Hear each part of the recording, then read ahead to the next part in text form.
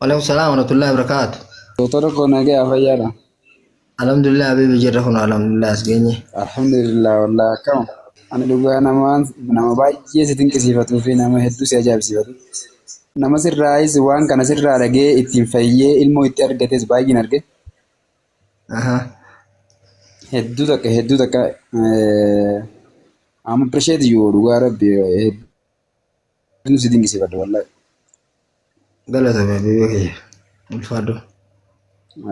Habibi fayya hedduu galatoomi namni keenya hedduu mana hakamaa dhaqee qarshii meeqa baasee dhufee asii dhufee gorsa ka'ee dhufe kanaan waa meeqa dhufee ittiin fayyee ilmoo sitti argate eegee rabbiiti inshaallah. Jabaadhu hedduu jabaadhu. Waan gaariitti Abshir habibi. jalqabdee waan gaarii jalqabdee itti jabaadhu rabbi dhumi si haa dheerisu. Amin amin Galumaan amin jechuu abshir. barbaade salaamu alaikum warahmatullahi. Galatoomi ulfaadhu.